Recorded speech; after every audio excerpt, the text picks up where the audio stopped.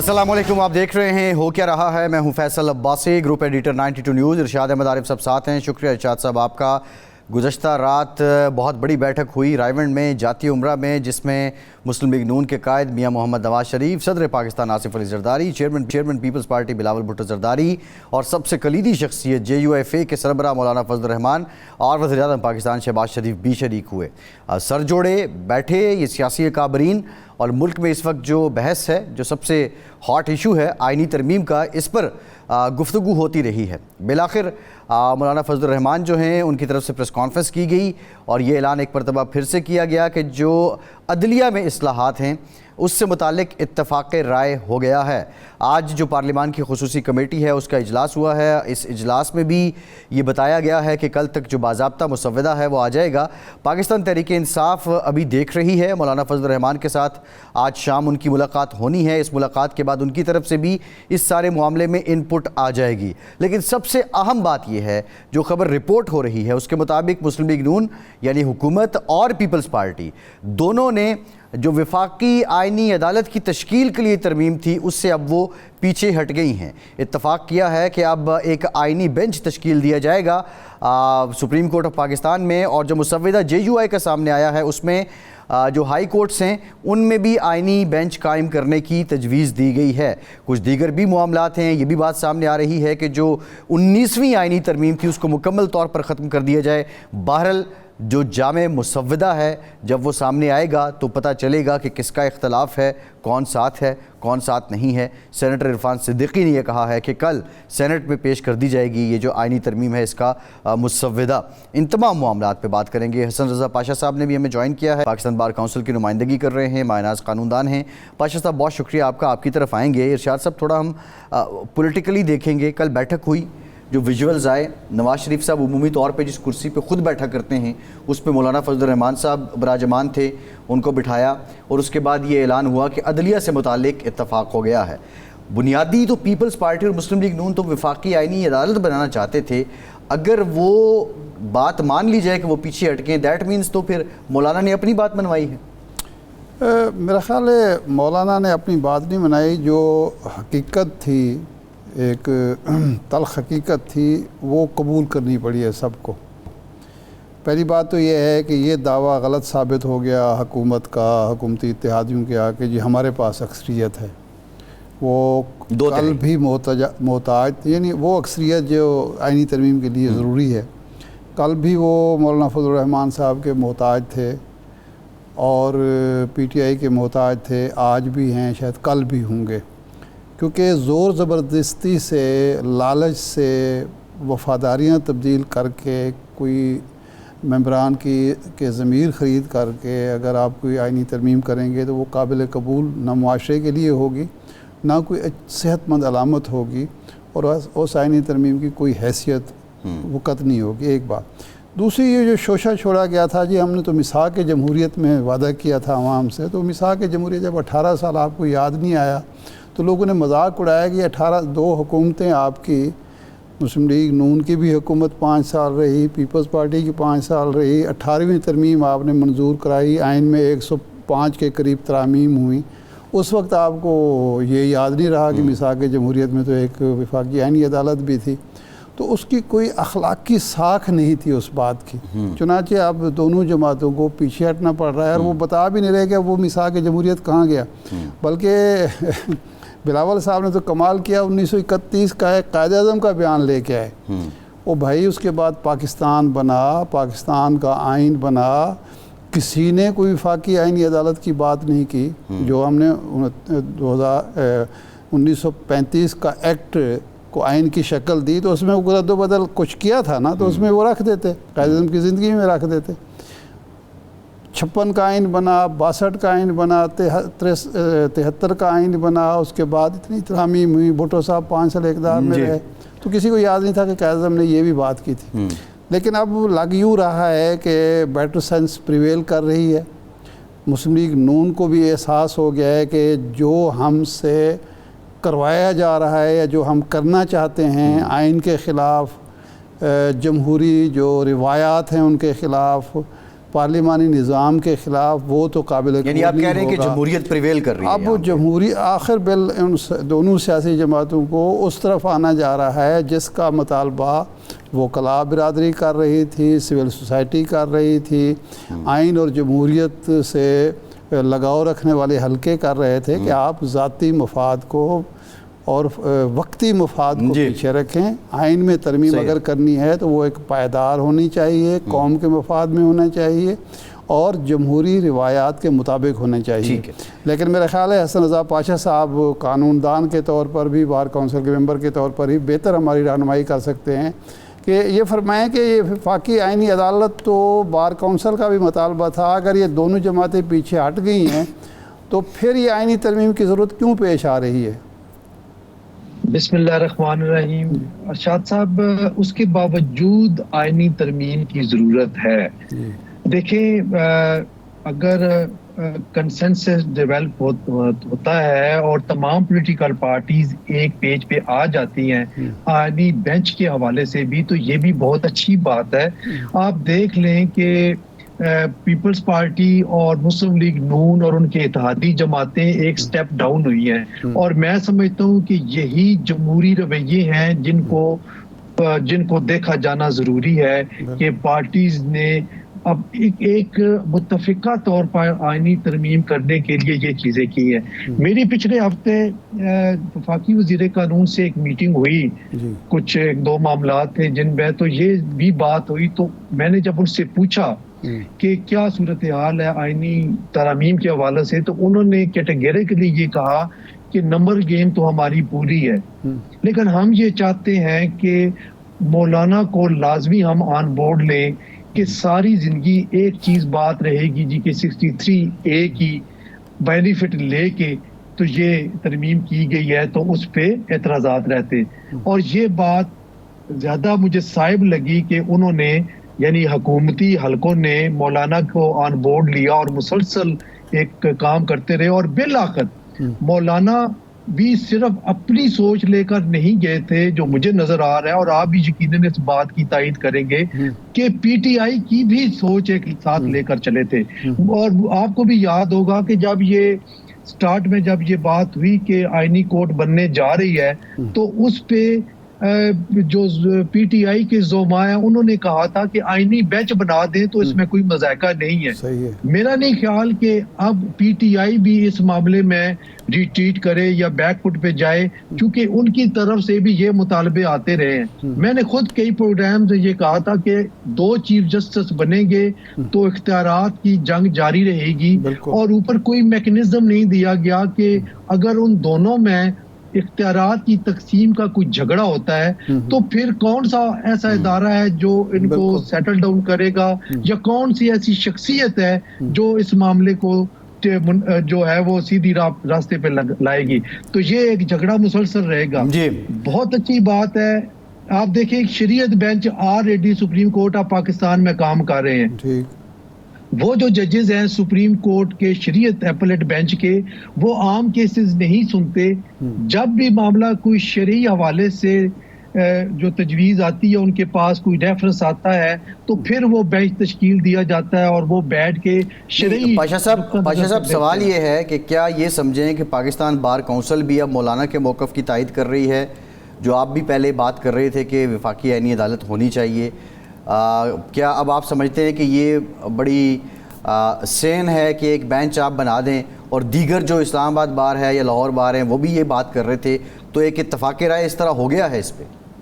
मैं समझता हूँ इसमें कोई बुरी बात नहीं है। देखिए, पाकिस्तान बार काउंसिल के पास एक मुसवदा आया, हमने अपनी डेलिब्रेशन की और एक जो तजवीज़ है अपनी अमेंडमेंट्स, मुख्तलिफ अमेंडमेंट्स हमने प्रपोज की जो कि दे दिया हमने। उसमें बेंचेस के हवाले भी था कि अगर बेंच भी आप बना सकते हैं, ये मेरी तजवीज़ थी। अगर आप मिनट्स देखिए उस मीटिंग के, तो मेरी तजवीज़ ये थी कि बेंच अगर तश्कील दे दिए जाएं, कॉन्स्टिट्यूशनल बेंच, जजेस की तादाद बढ़ा दी जाए और बेंच तश्कील दे दिए जाए तो वो ज्यादा बेहतर है। तो अगर ये बात आ गई है तो हमें देखें, हम पार्लिमान के पीछे खड़े हैं, हम अदलिया के पीछे खड़े हैं। हम चाहते हैं कि अदलिया की तौकीर भी रहे और जहाँ तक पार्लिमान का तल्लक है, पार्लिमान का जो इख्तियार कानून साजी और आइन की अमेंडमेंट का है, वो भी बहरहाल अपनी जगह पे एक मुसलमा हकीकत है और उसको तस्लीम करना चाहिए। पाशा साहब, जब वज़ीर कानून ने आपसे ये कहा कि अक्सरियत तो हमें हासिल है 2/3, लेकिन फिर भी हम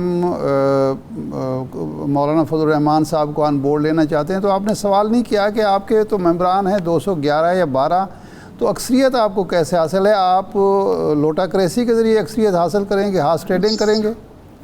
सर, कुछ आज़ाद मेंबरान की उन्होंने बात की थी, क्योंकि मैं फिर इस पोजीशन में नहीं था कि मैं उनसे नाम पूछता कि कौन कौन से नाम हैं। अलबत्ता जब उन्होंने ये बात कर दी तो फिर, लेकिन जो आप अरशाद साहब, उसका जो दूसरा जो पहलू है वो जरूर देखें कि उन्होंने कितनी पॉजिटिव बात की कि हम, हुकूमत ये चाहती है कि मौलाना अगर साथ हो जाए तो और ज्यादा सेंक्टिटी आएगी इस अमेंडमेंट में और एतराजात खत्म हो जाएंगे। और मैं एक और बात at the cost of reputation अर्ज कर रहा हूँ कि इसमें पीटीआई की डेलिब्रेशन जो पहले हुई है मौलाना के साथ, उनका अक्स जरूर इस मसवदे में है जो मौलाना लेकर गए बिलावल साहब के पास, और फिर कल जो है वो तमाम हुकूमती जो जोमा है वो बैठे और आपस में उन्होंने डिसाइड किया। नहीं, इसमें तो कोई शक बात नहीं, है। हाँ जी, इसमें तो कोई शक नहीं, ये बात काबिल तहसीन है कि अगर उस दिन तो हुकूमत तुली हुई थी कि जी आज ही काबीना से मंजूरी होगी, आज कौमी असम्बली से होगी, आज सूबाई असम्बली से होगी, सेनेट से होगी, और मौलाना फजल रहमान ने प्रेस कॉन्फ्रेंस में कहा कि हम जो हुकूमती जोमा मुझे मिलने आए, उन्होंने कहा जी आज अगर हमने ये मंजूर ना की तो कल तो आसमान गिर पड़ेगा। लेकिन अच्छा हुआ, काबिल तहसीन बात है। तो अब भी ख्वाहिश यही होनी चाहिए कि ये इत्तेफाक राय से हो, क्योंकि आइन कोई मजाक नहीं बनना चाहिए। अब आगे जो बात हो रही है वो ये है कि जुडिशल कमीशन और पार्लिमानी कमेटी को जजों के तकर्रुर के सिलसिले में और चीफ जस्टिस के जो नामजदगी के सिलसिले में, एक तो जो सीनियरिटी का उसूल है उसको मेरा ख्याल है ख़त्म किया जा रहा है, और दूसरा जुडिशल कमीशन और पार्लिमानी कमेटी को मिला के ये जो तकर्रुर होगा, तो इससे आप मुत्तफ़िक हैं कि ये सीनियरिटी वाला उसूल अगर बाकी ना रहे तो कोई हर्ज नहीं है इसमें? देखिए, 18वीं तरमीम में एक पार्लिमानी कमेटी बनी थी और एक जुडिशल कमीशन था। यानी जुडिशल कमीशन जो प्रपोजल भी एंडोर्स करता है वो आगे भेजता है पार्लिमानी कमेटी को, लेकिन 19वीं अमेंडमेंट के तहत पार्लिमानी कमेटी को रिडंडेंट करार दे दिया गया। उनका काम सिर्फ पोस्ट ऑफिस का रह गया। अब जो चीफ जस्टिस अपना हाई कोर्ट में जजेस के नाम भेजता था, वो अगर पार्लिमानी कमेटी अनडू करती भी थी तो उसके बावजूद कोई एक शख्स उठ के रिट कर देता था उसी हाई कोर्ट में, और वो चीफ जस्टिस अपने मनपसंद बेंच को बिठा के उस रिट को अलाउ कर देता था, और वो जज साहबान जो है वो प्रेसिडेंशियल नोटिफिकेशन जारी होने के बाद ओथ लेके काम शुरू कर देते थे। तो पार्लिमान में ये एक बेचैनी शुरू से थी कि हमें मीनिंगफुल हमारी जो कंसल्टेशन है उसको नजरअंदाज कर दिया गया, जो कि 18वीं तरमीम की रूह के खिलाफ थी। तो मेरा ख्याल है कि जो अब प्रोपोज्ड अमेंडमेंट आई है उसमें 4 मेंबर्स जो होंगे वो अपोजिशन के होंगे, 4 जो हैं वो होंगे उसके हुकूमती बेंचेस के, और मेरा ख्याल है 2-2 कर दिए गए हैं, 2-2 कर दिए गए हैं, और 4 होंगे, 2 कौमी असम्बली से, 2 सेनेट से, 2 सेनेट के, और एक मेंबर जो है वो मुतलका सूबाई बार कौंसिल का होगा, और सुप्रीम कोर्ट की सूरत में पाकिस्तान बार कौंसिल का भी एक मेंबर होगा, और बाकी जुडिशल कमीशन का परमानेंट पाकिस्तान बार कौंसिल का भी मेंबर होगा। तो जिसमें जो चेयरमैन होंगे वो चीफ जस्टिस ऑफ पाकिस्तान होंगे, और फिर बाकी एक सीनियर प्यूनी जज होंगे सुप्रीम कोर्ट के, और इसी तरह हाई कोर्ट के चीफ जस्टिस। तो मेरा ख्याल ये है कि जो रूल्स आ रहे थे जनाब जस्टिस मंसूर अली शाह साहब की सरबराही में रूल्स भी बनने जा रहे थे, और उनकी मीटिंग हो रही थी 2 हफ्ते पहले जो कि पोस्टपोन कर दी गई शायद इसी वजह से। उन रूल्स में भी एक चीज थी कि जो प्रोविंशियल हाई कोर्ट्स हैं उनका जो चीफ जस्टिस है उसका भी 3 सीनियर 3 जजेस में से उस पैनल में से इंतखाब किया जाएगा सीनियरिटी कम फिटनेस की बेसिस पे, और वही एनोलॉजी जो है वो इसमें लेकर आए हैं सुप्रीम कोर्ट ऑफ पाकिस्तान में। अब देखें इसमें पीटीआई साथ देती है या नहीं देती। अलामा साहब तो मौलाना साहब तो मेरा ख्याल है इस पे पाशा साहब ये बताइए। इसमें एक एतराज़ ये किया जाता है आमतौर पर अपोजिशन की तरफ से भी बाज़ वकला के भी, ये असल में चीफ जस्टिस का जो मनसब है उसमें एक दौड़ शुरू हो जाएगी कि हर शख्स की ख्वाहिश होगी कि जी मैं चीफ जस्टिस बनूं, वो फिर लॉबिंग भी करेगा और एक बेचैनी भी होगी, जबकि सीनियरिटी वाले उसूल से सबको पता होता है कि जी इसके बाद ये और इसके बाद ये आ जाएगा। बिल्कुल, एक लिहाज से आपकी ये बात ठीक है, और एतराज़ात भी इसी तरह ही उठते हैं कि फिर वो हुकूमती जो बरसर इक़्तिदार पार्टीज हैं उनकी तरफ वो देखेगा, और यकीनी तौर पे उनका जो नरम गोशा जो है वो उसको उसके असूल के लिए तगोदो भी करेगा। देखें अरशाद साहब वो इंसान ही नहीं है जिसके अंदर ख्वाहिशात ना हो, ख्वाहिशात हर एक के अंदर होती हैं। अब कोई उसका इज़हार करता है जी। पाशा साहब एक ब्रेक लेते हैं, ब्रेक के बाद वापस आएंगे, गुफ्तगू करेंगे, हमारे साथ रहिए।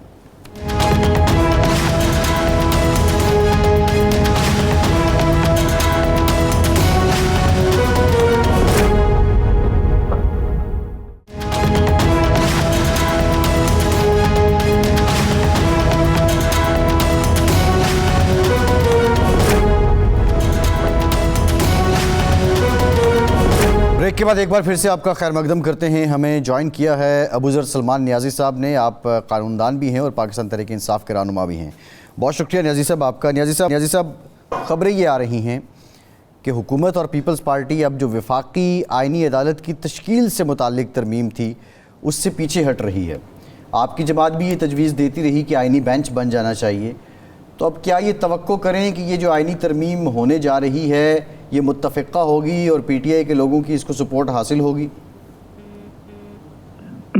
देखें, अभी मेरे पास जो ड्राफ्ट है मैं देख रहा हूँ, जो गवर्नमेंट की तरफ से एक और ड्राफ्ट आया है जिसमें कॉन्स्टिट्यूशनल बेंच का जिक्र है, लेकिन इस तरमीम के अंदर भी अभी बहुत सारे ऐसी चीजें हैं जिसमें मेरी नज़र में तो बहुत सारे मसाइल हैं और पाकिस्तान तहरीक इंसाफ को उन चीज़ों पे कोई अग्रीमेंट नहीं है उनका।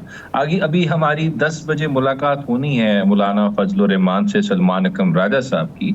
सो अभी तो हम ऐसा कुछ नहीं कह सकते कि हमारा तो प्रिंसिपल इख्तलाफ है इस हुकूमत से, और ख़ासकर ये जो असेंबली है जिस तरह ये आई है फॉर्म 47 के तहत, इनको तो कोई आईनी तरमीम करनी ही नहीं चाहिए।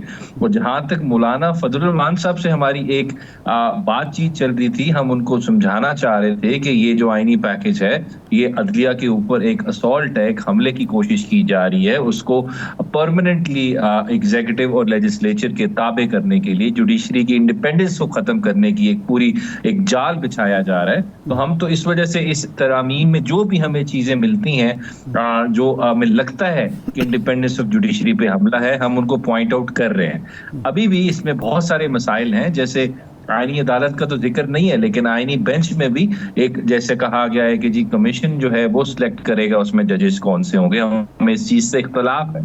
फिर उसके बाद चीफ जस्टिस कैसे अपॉइंट होगा, उसका जो प्रोसीजर है उससे भी हमें इख्तलाफ है। तो बहुत सारी चीजें, जैसे आर्मी एक्ट की अमेंडमेंट्स की बात है कि वो अगर कोई एक्ट में अमेंडमेंट करनी है आपने कुछ चीजों में 8 स्केड्यूल से रिलेटेड, तो आपको आईनी तरमीम करनी पड़ेगी। तो बहुत सारी चीजें हैं जिससे हमें अभी भी मसाइल हैं, और हम बिल्कुल एग्री नहीं करते। अभी भी जो ड्राफ्ट आया है, हमारी बड़ी स्ट्रॉन्ग वॉइस है और अपोजिशन है इस तरह के ड्राफ्ट के साथ। अभी देखें हमारी मीटिंग है मौलाना फजल रहमान साहब के साथ 10 बजे, तो अभी फाइनली पता चलेगा कि क्या फर्दर डेवलपमेंट होती है। अच्छा, ये फरमाएं कि अब आपने कल की कॉल भी दी हुई है और ये मेरे ख्याल मकामी तौर पर ही होगी, कोई इज्तिमाई एक जगह पे तो नहीं होगी। लाहौर के लाहौर में करेंगे, डीजी खान के डीजी खान में करेंगे। तो इस कॉल का मकसद खान साहब की रिहाई है या आइनी तरमीम को रोकना है, और ये कितना मौसर साबित हो सकती है आपके एहतजाज की कॉल? देखिए इरशाद साहब, आपका सवाल जो है ना बड़ा खूबसूरत है। ये आपस में दोनों चीजें, जो दोनों सवाल हैं आपस में कनेक्टेड हैं। देखें, हमारी इस वक्त जिद्दोजहद है इस मुल्क में रूल ऑफ लॉ के लिए, और खासकर रूल ऑफ लॉ आपका एक सोसाइटी के अंदर रियलाइज नहीं हो सकता। तो इस वजह से हम चाहते हैं कि अदलिया आजाद हो, और अगर अदलिया आजाद होगी तो ये जो केसेस बन रहे हैं खान साहब पे, वो बिल्कुल जी आजाद हो जाएंगे। खान साहब की आजादी इंश्योर हो जाएगी अगर जुडिशरी 100% इंडिपेंडेंटली फंक्शन करेगी। लेकिन अगर जुडिशरी ताबे हो गई एग्जीक्यूटिव के और ज्यादा, और जिस तरह की ये अमेंडमेंट्स ला के एक ड्रैकोनियन कानून और अमेंडमेंट्स ला रहे हैं खौफनाक किस्म की, सोसाइटी को एक मोनार्की बनाना चाह रहे हैं, हिटलर का पाकिस्तान कोई जर्मनी बनाना चाहते हैं या मुसोलिनी का इटली बनाना चाहते हैं, हमें नहीं पता। लेकिन ये खौफनाक अगर तरामीम पास हो गई तो फिर मेरी आपकी खान साहब की किसी की आजादी जो है वो यकीनन नहीं हो सकती, ये क्योंकि तो कैद हो जाएगी, बंद हो जाएगी। बैरिस्टर साहब, कहा यह जाता है कि जब आज़ाद जुडिशरी आज़ाद हुई सजाद अली शाह साहब के फ़ैसलों से, या जनाब जो चीफ जस्टिस इफ्तिखार चौधरी साहब के दौर में जो कुछ हुआ, उसके बाद उसने आइन को रीराइट करना शुरू कर दिया। तो ये भी तो कोई आज़ादी नहीं है कि पार्लियामेंट कोई कानून पास करे, कोई आइनी तरमीम पास करे और जुडिशरी उसको ख़त्म करना शुरू कर दे और तशरीह के नाम पर रीराइटिंग शुरू हो जाए। देखिए इफ्तिखार साहब, ये जो आप बात कर रहे हैं ये एकेडमिक डिबेट है। फॉर इंस्टेंस जैसे कुछ ममालिक हैं, जिस तरह बरतानिया हो गया, वहां पे कॉन्सेप्ट होता है पार्लियामेंट्री सोवरेनिटी का, कि पार्लियामेंट जो काम करेगी उसको अदलिया उसको क्वेश्चन नहीं कर सकती। लेकिन हम जो रहते हैं, हम ऐसे मुआशरे में रहते हैं जहां पे रिटन कॉन्स्टिट्यूशन है, वहां पे जो प्रिंसिपल गवर्न करता है हमें, वो कॉन्स्टिट्यूशनल सुप्रीमेसी का है। सो पार्लियामेंट के भी इख्तियारात जो हैं वो लामहदूद नहीं है, वो भी लिमिटेड है, डिफाइंड है। तो बुनियादी ढांचे के आइन के खिलाफ जाके कोई अमेंडमेंट करेगा तो अदलिया उसको स्ट्राइक डाउन कर सकती है, और अगर ऐसा सादा कानून बनाएगा जो आइन के बरखिलाफ है तो उसको भी स्ट्राइक डाउन कर सकती है। अगर अदलिया अपनी उसमें से क्रॉस कर रही है, देखिए उसके बड़े चेक्स एंड बैलेंसेस एग्जिस्ट हो सकते हैं, आप बना भी सकते हैं, लेकिन अगर अदलिया को आपने रिफॉर्म करना है तो उसमें फिर प्रॉपर पार्लियामेंट में आप डिबेट करें, आप स्टेक होल्डर्स को उसमें लेके आए, बार काउंसिल्स को लेके आए, इवन आप जुडिशरी से भी बात कर सकते हैं। लेकिन रातों रात कानून आना। अच्छा न्याजी साहब ये बताइए, यहाँ पे एक मारूजी हालत तो ये भी है, ग्राउंड रियलिटी तो ये भी है कि बेंच बनता है और उससे एक जम्पशन आ जाती है, फील आ जाती है कि फैसला किधर को होना है, ये भी एक बिटर रियलिटी है। अब बैरिस्टर गौहर साहब ने ये कहा कि जो बानी पीटीआई हैं उनसे मुलाकात होगी तो अपना मुसवदा देंगे।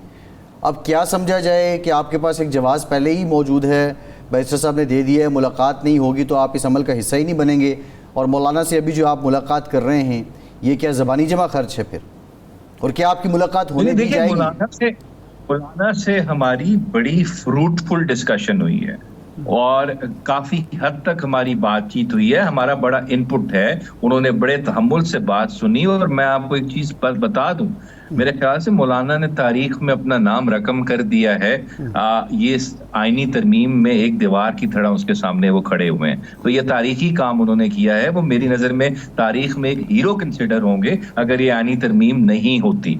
और जहां तक देखें पानी पीटीआई हमारे आप हीरो के साथ खड़े होंगे, अगर वो मान जाते हैं तो आप उनका साथ देंगे? देखिए ये तो अब डिपेंड करेगा कि किस तरह की आईनी तरमीम है। अगर जो मसवदा मेरे पास इस वक्त है लेटेस्ट, इस पे तो हम नहीं एग्री कर सकते। इसमें बहुत सारी चीजें हैं जो भी चेंज होनी है, अमेंड किया जा सकता है। मौलाना इस पे एग्री कर गए, न्याजी साहब, मौलाना अगर इस मसवदे पे एग्री कर गए, आपने एग्री नहीं किया, वो तब भी आपके हीरो होंगे? नहीं देखें, इस मसवदे पे अगर मौलाना फजल रहमान एग्री करते हैं तो मेरे ख्याल से हमारी जो उनसे बातचीत हुई है वो इस पे नहीं एग्री कर रहे। लेकिन अगर वो एग्री कर जाते हैं तो हम तो इस पे एग्री नहीं करेंगे। और अगर मैं वही बात कर रहा हूँ, मौलाना ने अगर तारीख में अपना नाम रकम करना है तो इस आईनी तरमीम को उनको कबूल नहीं करना पड़ेगा। वो खाली मेरे हीरो नहीं होंगे, वो तारीख के हीरो होंगे। अगर वो इस आईनी तरमीम को पास नहीं होने देंगे, वो खड़े रहेंगे रूल ऑफ लॉ के लिए, आइन के लिए, आजाद अदलिया के लिए, वो कॉन्स्टिट्यूशन के लिए, बुनियादी हकूक के लिए उनको खड़ा होना पड़ेगा। क्योंकि ये डिफाइनिंग मोमेंट है हमारी जुडिशरी का, हमारे मुल्क का। इस वक्त सारी ताकतें एक आप देख लें हो रहा क्या है। अब मैं बताऊं, किसको अगवा किया जा रहा है, आप घरों में घुस गए हैं लोगों के, उनके बच्चों को, उनकी बेटियों को, उनकी बहुओं को अगवा कर रहे हैं, आप सिर्फ आईनी तरमीम पास करने के लिए कितना जुल्म कर रहे हैं। क्या ऐसे हालात में इस आईनी तरमीम के साथ किसी को खड़ा होना चाहिए? मेरे ख्याल से खड़ा नहीं होना चाहिए, बल्कि इसको डस्टबिन में फेंकना चाहिए। इसकी इतनी ही औकात है इस आईनी तरमीम की। अच्छा, अब्बास साहब को जो सवाल था कि आप ने शर्त रखी है कि खान साहब से मुलाकात करने ना दी जाए, हुकूमत नहीं मुलाकात कराती, तो फिर खुर्शीद शाह तो यही कह रहे हैं कि आप बेख्तियार हैं, आपकी जो लीडरशिप है, तो इसका मतलब है आप इस प्रोसेस का हिस्सा नहीं बनेंगे। देखिए, हमारा फाइनल जो है हमारे बानी चेयरमैन नहीं करना है ना, वहां बिलावल साहब अगर कर रहे हैं या मियां नवाज शरीफ साहब की इनटेक है, इनपुट है, मौलाना साहब की है, तो क्या बानी पीटीआई का हक नहीं बनता कि उनसे भी मशवरा किया जाए और हमारी मुलाकात इंशाल्लाह होगी। पहले तो बहाना था जी एससीओ की कॉन्फ्रेंस हो रही है, अब क्या बहाना है? हम कोर्ट भी गए हुए हैं, बिल्कुल हम मिलेंगे बानी पीटीआई से, उनके केसेस भी लगने वाले हैं। और इतनी क्या जल्दी है? अगर ये तरमीम थोड़े दिन बाद हो जाए, आपने जुडिशरी को ही रिफॉर्म करना है ना, आपका मकसद तो ये है, आपका ऑब्जेक्टिव गोल ये है, तो या आपने किसी एक खास शख्स को फायदा देना है, आप उसको नहीं चाहते कि वो रिटायर हो जाए उसके बाद तरमीम आए, वो तो सर ख्वाजा आसिफ साहब कह चुके हैं ना कि 25 तक हम अगर जाते हैं तो 25 के बाद 8 फरवरी खुल जाएगा, हमारे जो हल्के खुलेंगे और उसके बाद हम तो फारिग हो जाएंगे। तो आप तो इस ताड़ में है कि 25 गुजर जाए और फिर जी मुझे नहीं पता इनको क्या फियर्स हैं। जस्टिस मंसूर अली शाह ही चीफ जस्टिस इनको नजर आ रहे हैं, उनसे इनको मेरे ख्याल से प्रॉब्लम्स आ रहे हैं। अगर हम मंसूर अली शाह साहब के फैसले देखें, आप अगर देख लें, मैं फैक्ट्स पे बात कर रहा हूँ, उनके आधे फैसले हमारे खिलाफ हैं और हम उनके बहुत सारे फैसलों से एग्री नहीं भी करते, खासकर जो 90 दिन के इलेक्शन वाला इशू था। तो क्या मैं ये इसको वजह बना के कि मैं कहूँ इनको चीफ जस्टिस नहीं मानता, मैं इनको नहीं बनने दूंगा? आइन कहता है मोस्ट चीफ जस्टिस नहीं, ये अब ये नियाजी साहब यहाँ भी यहाँ भी एक डिबेट है। आइन में तो सुप्रीम कोर्ट की चीफ जस्टिस के लिए नहीं है, वो तो अदालती जो फैसला है वो दिया जाता है बाकायदा तौर पे, उसका रेफरेंस दिया जाता है। नहीं आइन में चीफ जस्टिस सीनियरिटी पे चीफ जस्टिस बनना है, आइन में मौजूद है। फैसल साहब आप मुझे शिक बता दें, काइंडली शिक बता दें। जी मैं आपको बता देता हूँ, आइन के अंदर क्लियरली लिखा हुआ है कि जो सुप्रीम कोर्ट का चीफ जस्टिस होगा वो सीनियर मोस्ट होगा। हाई कोर्ट के बारे में जिक्र नहीं है, जिसको अभी उन्होंने फॉलो नहीं किया, वो अल जिहाद केस में उन्होंने होल्ड किया था कि लेजिटिमेट एक्सपेक्टेशंस का डॉक्ट्रिन अप्लाई होता है, इसी वजह से सीनियर मोस्ट ही हाई कोर्ट का भी चीफ जस्टिस। इसको आर्टिकल कौन से रेफर करते हैं यानी साहब? इसको आर्टिकल जरा गाइड कर दें काइंडली, इसको आर्टिकल कौन से रेफर करते हैं? आप 175 ऑनवर्ड्स देखें, मैं आपको भी भेज देता हूँ। इट्स क्लियर प्रोविजन, बिल्कुल मैं आपको अंडर ओथ कह रहा हूँ, क्लियरली लिखा हुआ है। नहीं आप ठीक है, आप ठीक फरमा रहे हैं। अब्बास साहब को थोड़ी सी गलतफहमी है, ये डिबेट नहीं है क्योंकि आइन का 175 जो है वो इसमें क्लियर है। अच्छा, अब एक और मसला जो आ रहा है कि मौलाना फजल रहमान साहब इस बात पे एग्रीड हैं कि अगर 3 जजों का, सीनियर मोस्ट जजों का एक पैनल पार्लिमानी कमेटी के सामने जाए और वो चीफ जस्टिस का तकर्रुर करें, तो इस पर आपको एतराज़ है या आप इससे इत्तेफाक करेंगे? नहीं जी, ये अभी गलत इंफॉर्मेशन है, वो एग्रीड नहीं है।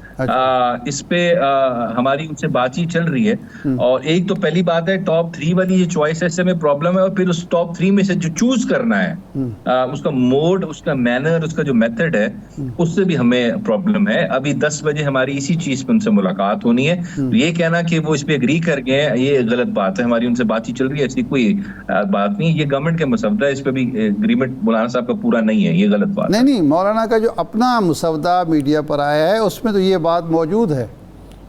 नहीं, मैं आपको ये कह रहा हूँ इरशाद साहब कि इस पॉइंट पे अभी अगर ये कहें कि मौलाना साहब पूरी तरह इन एग्रीमेंट है कि टॉप 3 में से चूज करना है और वो उस कमीशन ने चूज करना है, तो ये बात नहीं है। हमारी अभी उनसे चल रही है, हम उस पे एग्री नहीं कर रहे। अच्छा, मौलाना साहब अगर करें दैट सेपरेट डिबेट। एक और सिनेरियो में इरशाद साहब है, इलेक्शन कमीशन ने कल अब अपना इजलास बुला लिया है, जो स्पीकर ने खत लिखा था मखसूस नशिस्तों की अलॉटमेंट नई जो कानून साजी है उसके मुताबिक, तो अगर कल वहाँ से ये अलॉट हो जाती हैं तो फिर तो आप और मौलाना फिर तो जो मर्जी हुकूमत और पीपल्स पार्टी चाहें वो कर सकते हैं, तो फिर क्या ऑप्शन है आपके पास?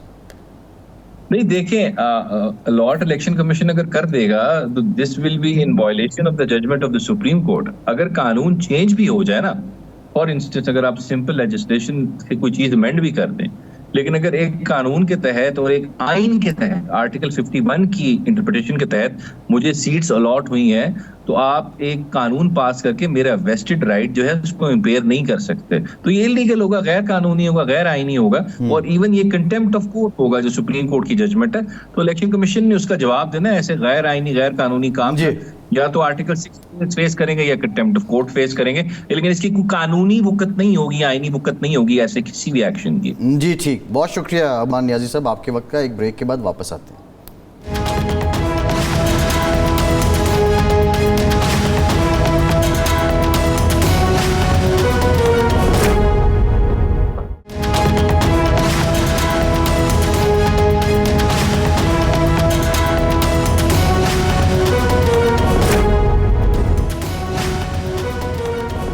ब्रेक के बाद एक बार फिर से आपको खुशामदीद कहेंगे। इरशाद साहब, ये जो बुनियादी नुक्ता है कि जो मुसव्विदा JUI का सर्कुलेट कर रहा है, उसमें हमने देखा कि एक पैनल हो और पैनल में से चीफ जस्टिस का इंतखाब हो, मौलाना इस बात पे कायल हो गए हैं।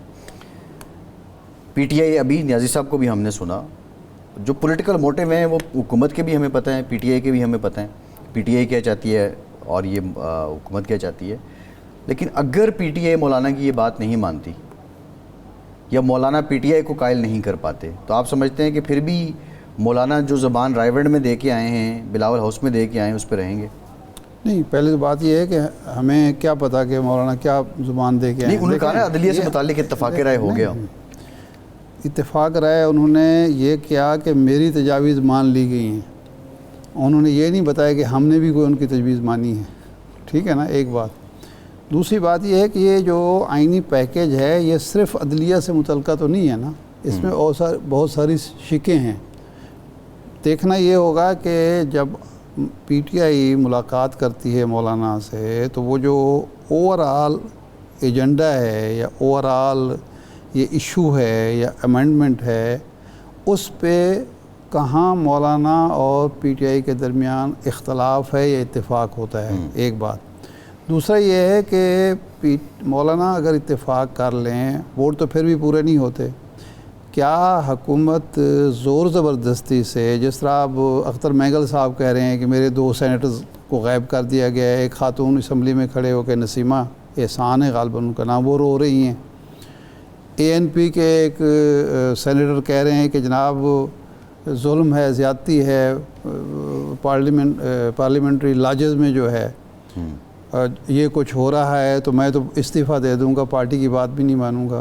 कामरान वो तो नबील कबूल भी कह रहे हैं कि मुझे 2 दिन रखा, मैं तो अंडों पे गुजारा करता रहूँ, कि बाहर निकलने ही नहीं दिया। वो तो खैर SCO का कह रहे थे, नबील कबूल जो बात कर रहे थे। नहीं, कामरान मुर्तज़ा साहब जो जमीयत उलमा इस्लाम के नुमाइंदे हैं, वो उनकी जो कमेटी बनी है उसके सरबराह हैं, जो आइनी कमेटी है, और मेंबर हैं इस 25 या 35 रुकनी कमेटी के भी, वो इस सेनेट में खड़े होकर तो शायद से मुझे याद आता है कि फ़ौजी अदालतों के लिए जब तरमीम हो रही थी तो रज़ा रब्बानी साहब भी रो रहे थे, लेकिन उन्होंने वोट दे दिया। नहीं, वो पार्टी के डिसिप्लिन पे रो रहे थे ना, वो इस जुल्म पे तो नहीं रोना रहे थे। वो उनसे किसी ने ज़बरदस्ती बंदूक की नोक पर तो नहीं लिया था, पार्टी डिसिप्लिन के तहत उन्होंने वोट दे दिया, लेकिन उन्होंने कहा मेरा ज़मीर गवारा नहीं करता।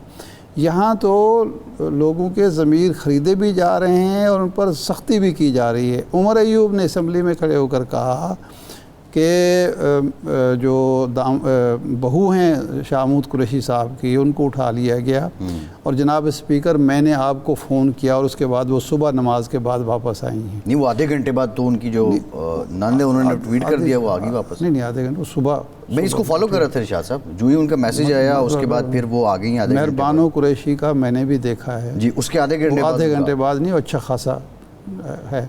इतनी हमें क्या ज़रूरत है किसी की हिमायत या मुखालफत करने की, वो टाइम ज़रा देखें ना। एक है कि मैंने देखी हो ट्वीट मेहरबानों की, जो उसने उस वाक़े के 4 घंटे बाद की हो, और उसके बाद आधे घंटे बाद वो ट्वीट, उस दो पहली ट्वीट और दूसरी ट्वीट वायरल हुआ, वो ट्वीट आया, वो सबके सामने आ गया। बाहर बहस करें, इस बहस बाहर उठाया गया, वापस आई, क्यों? तो जो बुनियादी नुकता है वो ये है पीटीआई का, या जो भी वकला बात कर रहे हैं या जो सिविल सोसाइटी कह रही है कि ये आइनी तरमीम इत्तेफाक राय से होनी चाहिए, ज़ोर ज़बरदस्ती से नहीं होना चाहिए, ज़मीर फरोशी और लोटा क्रेसी के ज़रिए नहीं होनी चाहिए, क्योंकि आइन सब के लिए है। ये किसी एक पार्टी के लिए नहीं है, किसी एक ग्रुप के लिए नहीं है, किसी एक महकमे के लिए नहीं है, किसी एक जज के लिए नहीं है। ये आइन के असरात पूरी कौम ने जो है भुगतने हैं। तो इसलिए ये आइन में अगर तरमीम होनी है, जितनी तरामीम माजी में ज़बरदस्ती की गई हैं उसके नतायज उसी पार्टी ने भुगते हैं जिसने वो तरमीम की थी। सही है। यानी जब वो नवाज शरीफ साहब वो ला रहे थे, वो नहीं मंजूर करा सके, वो बनाने चाहते थे शरीयत, निफाज शरीयत की वो अमीरुल मोमिनीन बनना चाहते थे। खुर्शीद कसूरी साहब ने मुखालफत की, उन्होंने कहा आप इस्तीफ़ा दे दें, उन्होंने इस्तीफ़ा रख दिया जी। लेकिन बाद में मियां नवाज शरीफ साहब को एहसास हुआ कि अगर ये मैं कर चुका होता तो मेरे साथ क्या होता जी। तो इसलिए मौजूदा हुकूमत को भी ये रखना चाहिए कि ये तरामीम, इस तरह की तरामीम के असरात आगे बरसों। मियां साहब ने मौलाना की बात क्यों रख ली? रात जो हुआ बज़ाहिर लगा अपनी कुर्सी पे भी बिठाया और बारह मौलाना को इख्तियार दिया, आप ही जो बात करें जो करनी है। तो मियां साहब रात मौलाना ने, आप समझते हैं कि अपना वज़न नवाज शरीफ ने मौलाना को पलड़े में रख दिया? इसलिए कि अगर लॉजिक जो है वो जनाब फजलुर रहमान साहब के पास है, अगर फजलुर रहमान साहब ये बताने में कामयाब रहते हैं कि जनाब इस तरमीम को इस अंदाज में जिस तरह हुकूमत मंजूर कराने की माजी में कोशिश कराते हैं, तो उसका नुकसान पार्लियामेंट को होगा, पार्लिमानी निज़ाम को होगा, सियासी जमातों को होगा, और हम जो है कमज़ोर होंगे। तो मियां साहब क्यों नहीं मानेंगे, या ज़रदारी साहब क्यों इनकार करेंगे? बिलावल साहब देखें ना, बिलावल साहब ये कह रहे थे कि जी ये तो हमारे बेनज़ीर भुट्टो साहब की एक हम पर जिम्मेदारी बनती है, क्योंकि उनकी ख्वाहिश थी हम पूरी करेंगे। देखिए वो पीछे हट रहे हैं, वो लचक दिखा रहे हैं, वो जमहूरियत है, वही कह रहा हूँ। तो इनमें भी कोई पीटीआई वालों में भी जमहूरी रवैया आना चाहिए ना। मौलाना साहब ने जब उनको कायल किया तो वो भूल गए सारी चीज़ें, क्योंकि उनकी बात में एक लॉजिक थी। सही। आज यही लॉजिक लेके जाए ना, और अगर वो कहते हैं अपने लीडर से मिलने दें, टाइम खत्म हो गया। बहुत शुक्रिया, प्रोग्राम से इतनी इजाज़त दीजिए।